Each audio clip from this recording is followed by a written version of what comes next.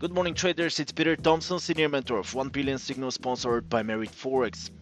It's Wednesday, guys. A very dynamic week, I would say, full of economic events, full of events worldwide as well. Especially talking about Russia-Ukraine conflict. Europe and US still putting a lot of pressure on Russia in order to make them stop this war. So let's take a look what's going on the market because we have a lot of events to discuss. I'm gonna start as usual with the majors. They're fighting for ground, as you can see in front of you. Your US dollar trying to push further up. Something that's not happening. Very fast. This is because US dollar strengthens due to increased demand. The US indices are pushing down, which is increasing the demand for US dollars. Something interesting from yesterday, new sanctions over Russia were put. London Metal Exchange suspends trading, which is huge for Russia, in my opinion, because Russia is having 9% of the world gold output, and practically speaking, they cannot trade this gold on the London Metal Exchange anymore, at least not for now. Gold reaches critical resistance because of this $2,050 per ounce, and this is all-time high for the gold. Very interesting. The last time when this happened was 2015 August, end of August, which was 4 or 5 years ago, 6 years ago. Oh my God, time is flying.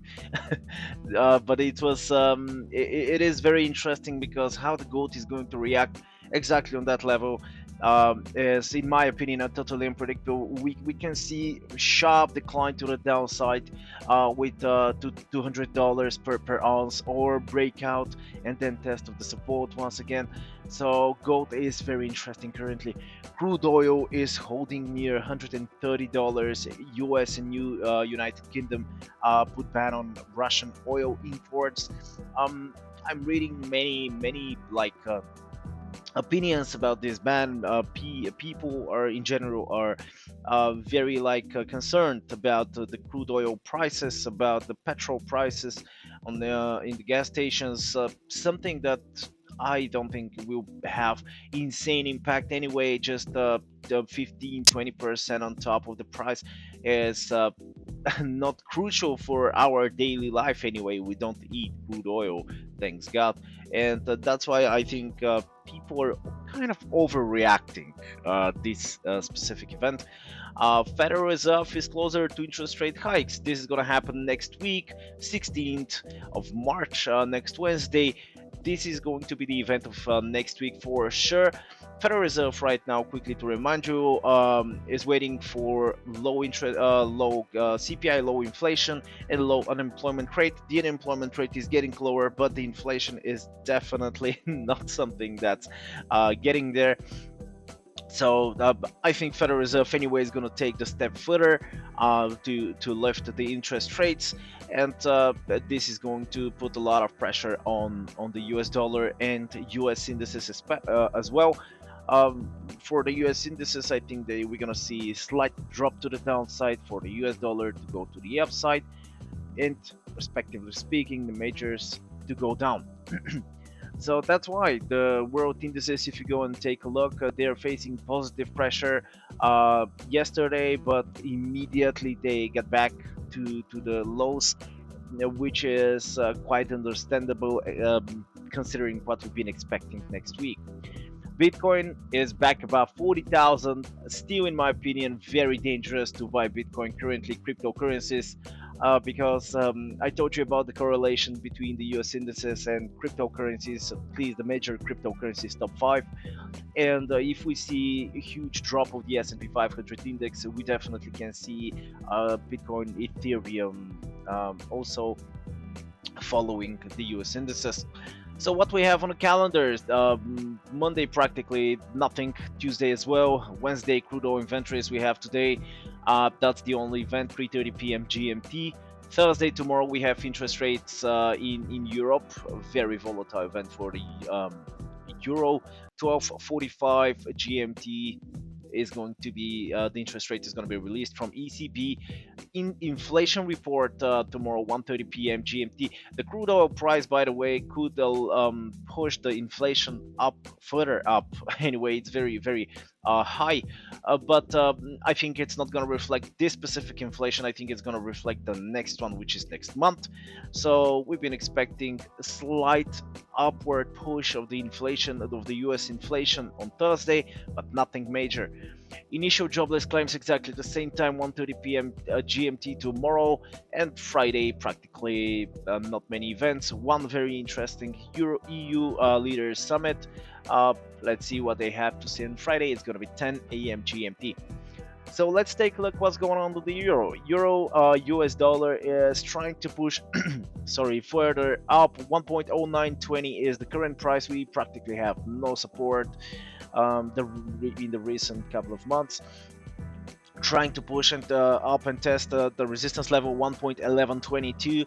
This is going to be the level I'm going to watch. A very interesting overreaction on the euro and the GBP, in my opinion, and this is simply because of the strength of the US dollar, not because of the weakness of the euro GBP. At the end of the day, Russia is attacking Ukraine, not Europe attacking Russia. So exactly because of this, I think this is a pure overreaction of the euro US dollar. GBP USD quite the same, broken the support 1.1361, even though it still looks much better, much stronger than the euro US dollar. But still, the GBP broken the support level, which makes it resistance. This is probably not a false breakout of the support. I'm gonna wait to see if the price get back to above the support level, above 1.3160. I'm gonna wait to see if it's gonna hold an eventual push to the upside. Still, I'm very positive about the major currency pairs. Australian USD, insane bounce back from the resistance 0.7411. We've been discussing that on Monday's video, that it's pretty possible to see anyway broken the resistance here 0.7288, reaching the next resistance 0.7411, and false breakout on the top and immediately test of the resistance of the support, 0.7288, and trying to bounce back further up. Australia and New Zealand as countries, usually they're you know, very far from the conflict, very far from the all of this stuff, economically speaking as well.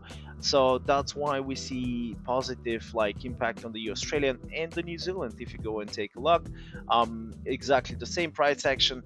We've seen a huge push to the upside, 240 pips approximately, in order to test 0.69, big round number, bounce back from the resistance in order to test 0.68, with a normal price action considering what's going on in Europe, US, and Russia and Ukraine. USD Canadian on the other side is pushing up. Canadian dollar is going down despite completely ignoring the crude oil push.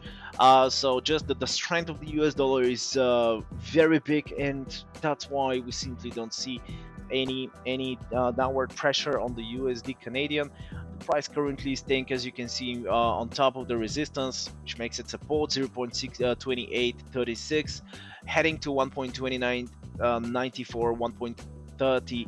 I would even say round number here on the top, and I think it's we should follow very carefully the USD Canadian, because just take a look the crude oil 125. I've read articles about 150, 200, even $300 per barrel, which 300 is a little bit too much. 150, yes, I would agree with it. 200 even, which is going to happen probably after a big correction. If it heads to $200 per barrel, but 150 is quite possible after this import ban from US and UK. definitely is possible to see 150. And following this, USD Canadian, if the US dollar decide to take a step back, we're gonna see huge push to the downside of the USD CAD, exactly because of the positive pressure of the crude oil, and of course Canadian dollar is trying to follow. Just the strength of the US is very, very big. USD Swiss, nothing much to discuss here. It's just a mess. Every time I'm saying that, I know it's just crazy. Reaching resistance 0.9296. As you can see, I'm not even changing the levels much because there is nothing to change. Total mess. I'm not gonna pay a lot of attention. I'm not trading USD Swiss currently. USD Japan is very similar to USD Swiss, a bit more clear. 115.70 is the current price of the USD Japanese yen, a little bit above the support 115.50. I think we can easily get back to these levels here, 115.24. Still, I don't see any clear direction, even though, as you can see, considering the tops, they're kind of declining, and exactly because of this, we can see the USD testing 113.57, 112.38. So definitely decline to these levels is pretty possible, but still we have increasing lows, so higher lows, which is the indication to the other side. Pretty crazy about the USD Japanese yen, but anyway, we have to find direction here because this could give us a very, very nice opportunities. Breakout of the resistance is not impossible, of 116.33. So just be careful, be a little bit more cautious with the USD Japanese yen, but be focused the same time as well, because USD Japan can give us a very clear opportunity soon. So thank you very much for watching, guys. Really hope you enjoyed these videos. Of course, share us and like us on the social medias. This is how you're supporting our YouTube channel. Subscribe to it, of course, in order to get yourself updated all the time with the newest videos. Enjoy the week. Have a very, very profitable week as well, of course. If you want to reach me, you know how to do it. Have fun. Bye.